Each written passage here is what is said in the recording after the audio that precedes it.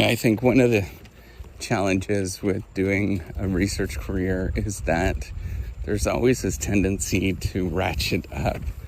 And there's always this belief that you have to ratchet up and make sure that you're doing things as efficiently as possible. I'd encourage you to look at any of the information out there about scientific life. And it's all about efficiency, and almost all of it is just patently false.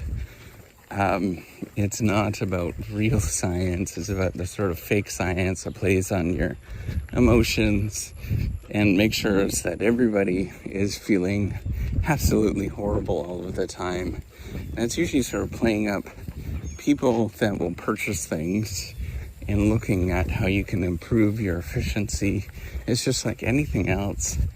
All of the information that's online, or the vast majority of it, is playing up different aspects of insecurities in different domains, and it's almost out of control at this moment in terms of how do you actually handle this and deal with it. So one of the things that I've sort of reflected on in the last little bit is there's a little bit of the duality that happens. The efficiency doesn't happen in a day-to-day basis, and that's where most of the efficiency stuff, the efficiency gurus and productivity gurus that are out there get it absolutely wrong. It's not a day-to-day thing. It's actually, you get it over many years and over a long time that you start seeing different improvements, and a lot of it has to do with this is stuff I study. And a lot of it has to do with just long run mechanisms that happen that are often out of the control of a single individual. And so almost all of the plays that people suggest are mechanisms of efficiency and productivity all focus on the individual, but it's often completely outside of the individual's control particularly in the long run. The short run, there's a little bit, but there is this in the complete very short run, you can be efficient in a very, very small amount of time in the sort of classical sense that you're thinking about, and become more productive, quote unquote productive, in a matter of a week or two or even a month. But generally what happens is that we all regress to where we actually normally are, whatever that might be for each individual. So what does that mean? It means we kind of have our individual traits and the nature of the work that you're doing. We sort of regress to that in terms of how much it actually it takes. On top of it, there is there is a tendency to sort of mistaken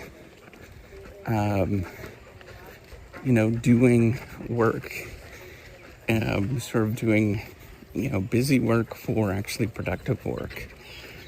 And the best possible thing, I am a big believer, the best possible thing is looking to see what people have done for many years and how they sort of design things for going back many, many, many years. And it's a combination of both working and being productive, right, at any given moment, but at the same time making sure that you have rest and relaxation, spending time with family and friends, having time where you can run off and do things during work hours.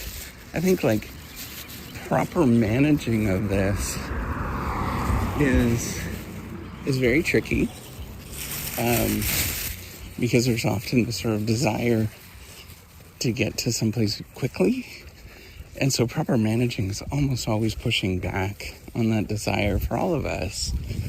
Managing at the individual level, managing at the group level, the sort of team level, managing at, lab level or even university level.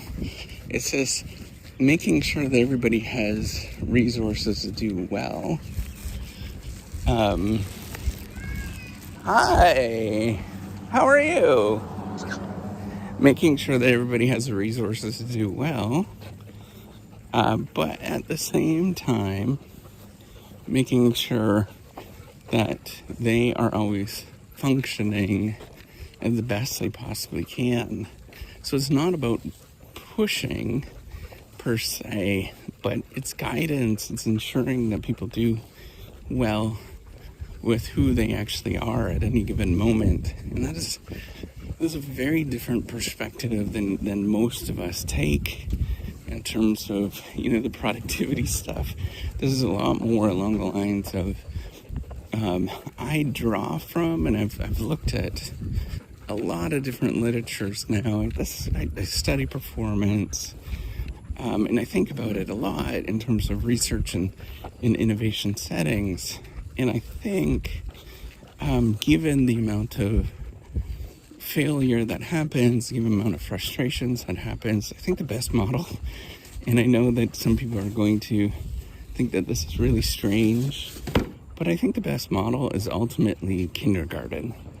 And looking at how kindergarten teachers manage a complicated classroom, and it's often not with a whole lot of force, but there's a lot of guidance that goes on. And if you see people shout or, any sort of anxiety like that, it usually means that somebody has lost control. So I think it's this combination of making sure that people feel that they could do well, making sure you try to continuously build resources, and as well as try to figure out how to teach and manage as if you're a kindergarten teacher. I think the ones that do it really well, you imagine it's actually a very difficult task. And, ones that do it really well, the students don't even really understand that they're learning something. And that's ultimately what you're thinking about, is how can you build that? How can you make sure that culture is always there? And it's extraordinarily difficult to do, particularly in high stress environments.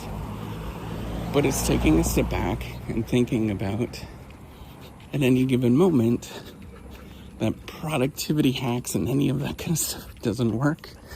What works is encouraging, making sure that there's a culture, making sure that you're attractive to people so that they want to be part of your team. All of these things is far different than anything to do with productivity.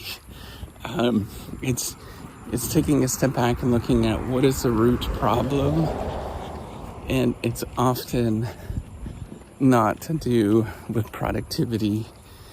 The sort of root problem of productivity issues have nothing to do with that, and they're much more deeper and much more profound and much more important. And I encourage you all to think about that, of how can you take a step back and realize your productivity is not going to increase that much by doing any of these hacky things.